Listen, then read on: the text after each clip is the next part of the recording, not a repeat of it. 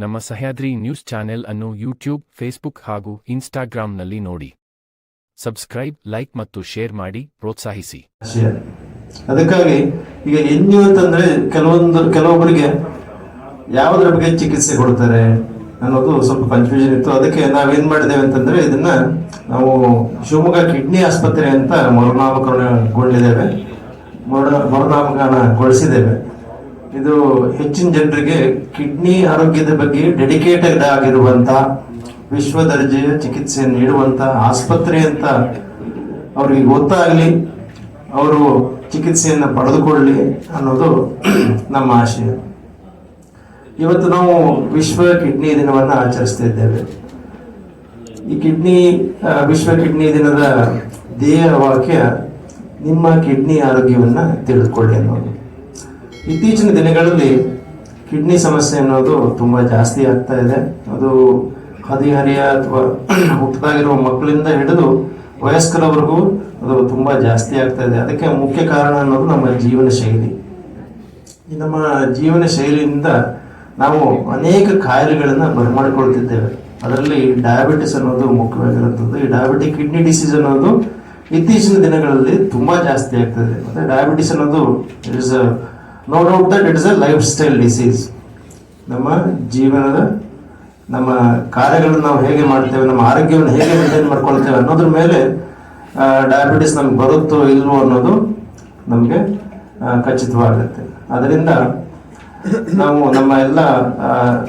ನಾವೆಲ್ಲರೂ ಈ ದಿನ ಪಣತೊಡೋಣ. ನಮ್ಮ ಆರೋಗ್ಯದ ಬಗ್ಗೆ ನಾವು ಹೆಚ್ಚಿನ ಕಾಳಜಿ ವಹಿಸೋಣ. ನಮ್ಮ ಕಿಡ್ನಿ ಆರೋಗ್ಯದ ಬಗ್ಗೆ ನಾವು ಹೆಚ್ಚು ಕಾಳಜಿ ವಹಿಸೋಣ. ನಮಗೆ ಡಯಾಬಿಟಿಸ್ ಅಥವಾ ಬೇರೆ ಎಲ್ಲ ಕಾಯಿಲೆಗಳು ಜೀವನ ಶೈಲಿಯ ಕಾಯಿಲೆಗಳು, ಅವು ನಮ್ಮ ಕೈಲಿರುವಂಥದ್ದು. ನಮ್ಮ ಜೀವನ ಶೈಲಿಯನ್ನು ನಾವು ಹೇಗೆ ರೂಪಿಸ್ಕೊಳ್ತೇವೆ, ನಮ್ಮ ಜೀವನ ಶೈಲಿಯನ್ನು ನಾವು ಹೇಗೆ ಬದಲಾವಣೆ ಮಾಡ್ಕೊಳ್ತೇವೆ, ಅದರ ಮೇಲೆ ಕೆಲವೊಂದು ಕಾಯಿಲೆಗಳು ನಿರ್ಣಯ ಆಗ್ತವೆ.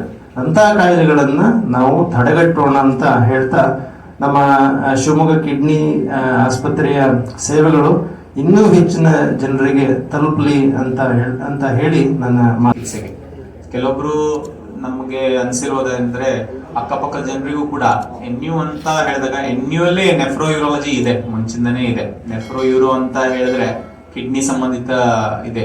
ಆದ್ರೆ ಕಿಡ್ನಿ ಅನ್ನೋ ಏನು ಶಬ್ದ ಅಥವಾ ಏನು ವರ್ಡ್ ಇದೆ ಅದನ್ನ ನಮ್ಮ ಲೋಗೋದಲ್ಲಿ ಅಥವಾ ನಮ್ಮ ಆಸ್ಪತ್ರೆ ಹೆಸರಲ್ಲಿ ಬಂದಿರೋದ್ರಿಂದ ಈಸಿ ಆಗುತ್ತೆ. ಇದು ನಮ್ಮ feedback over the last 5 years.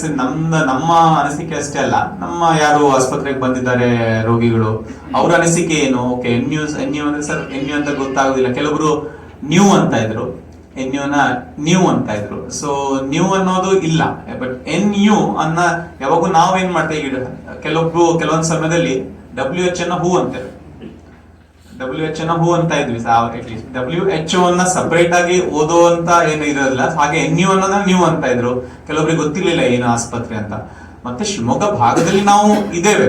So ಆದ್ರಿಂದ ಶಿವಮೊಗ್ಗ ಕಿಡ್ನಿ ಆಸ್ಪತ್ರೆ. ಸೊ ಇದರಲ್ಲಿ ಅಕ್ಕಪಕ್ಕದ ಜಿಲ್ಲೆಯವರು ಕೂಡ ಬಂದೇ ಬರ್ತಾರೆ. ಯಾಕಂದ್ರೆ ನಾವು ಈಗ ಕಿಡ್ನಿ ಟ್ರಾನ್ಸ್ಪ್ಲಾಂಟ್ ಮಾಡಿರೋ ಅರ್ಧ ಜನರಲ್ಲಿ ದಾವಣಗೆರೆ ಹಾಗೂ ಚಿತ್ರದುರ್ಗ ಜಿಲ್ಲೆದವರಿದ್ದಾರೆ. ಇಲ್ಲಿಯ ಅರ್ಧ ಜನ ಇದ್ದಾರೆ, ಈ ಸುತ್ತಮುತ್ತಲ ಜನ. ಸೊ ಆದ್ರಿಂದ ಶಿವಮೊಗ್ಗದಲ್ಲಿ ನಾವು ಸ್ಥಾಪಿತವಾಗಿದ್ದೇವೆ. ಸೊ ಶಿವಮೊಗ್ಗದಲ್ಲಿ ಇರೋದ್ರಿಂದ ನಾವು ಶಿವಮೊಗ್ಗ ಕಿಡ್ನಿ ಆಸ್ಪತ್ರೆ ಅಂತ ಹೇಳಿದ್ದೇವೆ. ಅದರ ಅರ್ಥ ಶಿವಮೊಗ್ಗದವರಷ್ಟೇ ನಮ್ಮಲ್ಲಿ ಬರ್ಲಿ ಅಂತ ಅಲ್ಲ, ಅಥವಾ ಆ ರೀತಿ ನಾವು ರೆಕಗ್ನೈಸ್ ಮಾಡಲಿಕ್ಕೂ ಇಷ್ಟಪಡೋದಿಲ್ಲ. ವಿ ಆರ್ ಲೊಕೇಟೆಡ್ ಇನ್, ನಾವು ಮಧ್ಯ ಕರ್ನಾಟಕದ ಭಾಗದಲ್ಲಿ ಏನು ಕಿಡ್ನಿಯ ಚಿಕಿತ್ಸೆಯನ್ನ ಎಲ್ಲರನ್ನೂ ಕೊಡಬೇಕು. ಈ ಜಿಲ್ಲೆಗಳಲ್ಲಿ ಎಲ್ಲಿ ವ್ಯವಸ್ಥಿತವಾದ ಅಂದ್ರೆ ಕಿಡ್ನಿಗೋಸ್ಕರ ನೆಫ್ರೋ ಯೂರೋ ಎರಡು ಜೊತೆಗೂಡಿ ಇರುವಂತದ್ದು ಏಕೈಕ ಆಸ್ಪತ್ರೆ. ಎಲ್ಲರೂ ಯೂರಾಲಜಿ ಹಾಸ್ಪಿಟಲ್ ಇದಾವೆ ಶಿವಮೊಗ್ಗದಲ್ಲಿ, ಬಟ್ ನೆಫ್ರೋ ಯೂರೋ ಎರಡು ಜೊತೆಗೂಡಿ. ಯಾಕಂದ್ರೆ ಈ ಎರಡು ವಿಭಾಗಗಳಿಂದ ಇದಾವೆ. ಒಂದು ವಿಭಾಗ ಇಲ್ಲದೆ ಇನ್ನೊಂದು ವಿಭಾಗ ನಡೆಸೋದು ಕಷ್ಟ. ಯಾಕಂದ್ರೆ ಆ ಪೇಷಂಟಿಗೆ ಕಲ್ಲಿದ್ರೆ ಅದರಿಂದ ಕಿಡ್ನಿಯ ಮೇಲೂ ಪ್ರಭಾವ ಬೀರಿರುತ್ತೆ. ಸೊ ಬರೀ ಕಲ್ಲಿದೆ ಒಂದು ಡಿಪಾರ್ಟ್ಮೆಂಟ್ ಇಂದ ಚಿಕಿತ್ಸೆ ಆಗುತ್ತೆ ಅಂತ most of the times, around 70-80% of the times ಇರೋದಿಲ್ಲ.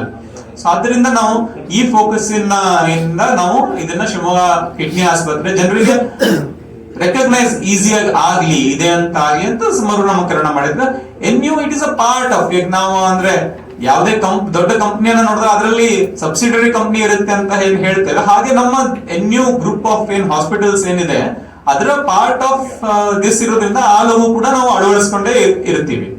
ನಾವು ಪ್ರತಿ ಸಲ ನಮ್ಮ ಪ್ರಯತ್ನ. ನಮ್ಮ ಪ್ರಯತ್ನ ಏನಂದ್ರೆ ಅರಿವು ಮೂಡಿಸ್ಬೇಕು. ದಾನಿಗಳು ನಾವು ಇಷ್ಟೊಂದು ನಮ್ಮ ವಿಡಿಯೋದಲ್ಲಿ ನೋಡಿದ್ವಿ, ನಾವು ಪ್ರತಿ ಕಾಲೇಜಿಗೆ ಹೋಗಿ ನಮ್ಮ kidney transplant, kidney organ donation ಬಗ್ಗೆ ಅರಿವು ಮೂಡಿಸ್ತಾ ಇದ್ದೇವೆ. ಸೊ ಅರಿವು ಆ ಲೆವೆಲ್ ಇಂದ ಬರ್ತಾ ಹೋದ್ರೆ ಪ್ರಾಬಬ್ಲಿ ನೆಕ್ಸ್ಟ್ ಡೆಕೇಡ್ ಅಲ್ಲಿ 5 to 10 years ಅಲ್ಲಿ ಇದ್ದಿದೆ ಅರಿವು ಜಾಸ್ತಿ ಆಗುತ್ತೆ. ಅವಾಗ ನಮ್ಮ ದಾನಿಗಳು ಜಾಸ್ತಿ ಆಗ್ತಾರೆ. ನಾವು ಅವಾಗ ಲಿವಿಂಗ್ ಡೋನರ್ಸ್ ಅಂದ್ರೆ ಬದುಕಿದ್ದವರು ಕಿಡ್ನಿ ಕೊಡುವಂತ ಪರಿಸ್ಥಿತಿ ಕಡಿಮೆ ಆಗ್ತಾ ಬರುತ್ತೆ. ಹೇಗೆ ಬೇರೆ ದೇಶಗಳಲ್ಲಿ majority of the transplant are cadaver donors, ಹಾಗೆ ನಮ್ಮ ದೇಶ ಪ್ರಗತಿ ಕಾಣ್ತಾ ಅರಿವು ಮೂಡಿಸ್ಬೇಕು. ಅದರಲ್ಲಿ ನಮ್ಮ ಭಾಗ ಇದು ಏನಿದೆಯೋ ಅದಕ್ಕಿಂತ ಮುಖ್ಯವಾದದ್ದು ನಿಮ್ಮ ಏನು ಬೆಂಗಳೂರಲ್ಲಿ ಏನ್ ಕೇರ್ ಸಿಗ್ತಾ ಇದೆಯೋ ಅದನ್ನ ಇಲ್ಲೇ ನಾವು ಕೊಡ್ತಾ ಇದೀವಿ ಅಂತ ಹೇಳ್ಬೋದು ಒಂದು. ಸೊ ಯಾವಾಗ ಆ ಕೇರ್ ಇಲ್ಲೇ ಇದೆ, ನೀವು ಅಲ್ಲಿಂದ ಟ್ರಾವೆಲ್ ಮತ್ತೆ ಕಿಡ್ನಿ ಟ್ರಾನ್ಸ್ಪ್ಲಾಂಟ್ ಅನ್ನು ಮಾಡಿಸ್ಮೇಲೆ, ಕಿಡ್ನಿ ಹಾಕ್ಸಿದ್ಮೇಲೆ ನೀವು ಆಸ್ಪತ್ರೆಗೆ ಹೋಗಿ ಮತ್ತೆ ತೋರಿಸಬಾರ್ದು ಅಂತ ಏನಿಲ್ಲ. You will have to come for follow up. ಅಂದ್ರೆ ನೀವು ಮತ್ತೆ ಏನು ಚಿಕಿತ್ಸೆ ಅಂದ್ರೆ ಫಾಲೋ ಅಪ್, ಹೇಗೆ ಶುಗರ್ BP ಹೇಗೆ ಹೋಗಿ ತೋರಿಸಬೇಕಾಗುತ್ತೋ ಹಾಗೆ ಹೋಗ್ಲೇಬೇಕು. ಇದೇನು ಅಂದ್ರೆ BP ಶುಗರಿಗೆ ಮಾತ್ರೆ ತಗೋಬೇಕು, ಇದ್ರಲ್ಲೂ ಮಾತ್ರೆ ತಗೋಬೇಕಾಗಿರುತ್ತೆ. ಸೊ ಪ್ರತಿ ಸಲ ನೀವು ಇಲ್ಲಿಂದ ಟ್ರಾವೆಲ್ ಮಾಡ್ಕೊಂಡು ಬೆಂಗಳೂರಿಗೆ ಹೋಗಿ ಬರೋದಂದ್ರೆ ಎಷ್ಟು ಒಂದು ಆರ್ಥಿಕವಾಗಿಯೂ ತೊಂದ್ರೆ ಖರ್ಚಾಗತ್ತೆ, ಒಬ್ರು ಕೆಲಸ ಬಿಟ್ಟು ಹೋಗ್ಬೇಕು. ಸೊ ಇಲ್ಲೇ ಹತ್ರ ಇದ್ದಾಗ ನಿಮ್ಮ ಡೇನು ಹೋಗೋದಿಲ್ಲ, ನೀವು ಬೆಳಿಗ್ಗೆ ಹೋಗಿ ಮತ್ತೆ ಮಧ್ಯಾಹ್ನ ಕೆಲ್ಸಕ್ಕೂ ಹೋಗ್ಬೋದು. ಸೊ ಅಂಡ್ ಇನ್ನೊಂದು ಇಷ್ಟಪಡೋದಂದ್ರೆ ನಾವು ಲಾಸ್ಟ್ ಒಂದು 18 ಟ್ರಾನ್ಸ್ಪ್ಲಾಂಟ್ ಮಾಡಿದ್ವಿ. ಇಲ್ಲಿ ಬಹಳಷ್ಟು ಜನ ಡಯಾಲಿಸಿಸ್ ಅಲ್ಲಿ ಇದ್ದಾರೆ. ನೀವು ಹೋಗಿ ಮಾತಾಡಿಸಿದ್ರೆ 90% ಆಫ್ ದ ಡಯಾಲಿಸಿಸ್ ಪೇಷಂಟ್ಸ್ ಅವರು ಕೆಲ್ಸಕ್ಕೆ ಹೋಗ್ತಾನೆ ಇರಲ್ಲ. ಅಂದ್ರೆ ಬರೀ ಅವರ ಜೀವನ ಡಯಾಲಿಸಿಸ್ ಹೋಗೋದು ಮನೆಗೆ ಬರೋದಾಗಿರುತ್ತೆ. ಅದೇ ನಾವು ಟ್ರಾನ್ಸ್ಪ್ಲಾಂಟ್ ಮಾಡೋದು ಪ್ರತಿ ಪೇಷಂಟ್ ನಾವೀಗ ಹೋಗಿ ಕೇಳಿದ್ರೆ ಅವ್ರು ಏನ್ ಮಾಡ್ತಿದ್ದಾರೆ ಅಂದ್ರೆ ಅವರು ವಾಪಸ್ 3 ತಿಂಗಳಲ್ಲಿ ಅವ್ರ ಎಲ್ಲಾ ಕೆಲಸಗಳನ್ನು ಮಾಡಿಸ್ಕೊಳ್ತಾ ಇದ್ದಾರೆ. ಅವ್ರು ಏನು ಫಸ್ಟ್ ನಮ್ಮ ಟ್ರಾನ್ಸ್ಫರ್ ಮಾಡ್ಕೊಂಡು ಟೀಚರ್ ಆಗಿದ್ರು, 3 ತಿಂಗಳಲ್ಲಿ ಟೀಚರ್ ಮತ್ತೆ ಬ್ಯಾಕ್. ಇನ್ನೊಬ್ರು ಇಲ್ಲಿ ಮಾಚಿನಹಳ್ಳಿಯಲ್ಲಿ ಫ್ಯಾಕ್ಟರಿಯಲ್ಲಿ ಕೆಲಸ ಮಾಡ್ತಾ ಇದ್ರು, ವಾಪಸ್ ಕೆಲಸಕ್ಕೆ.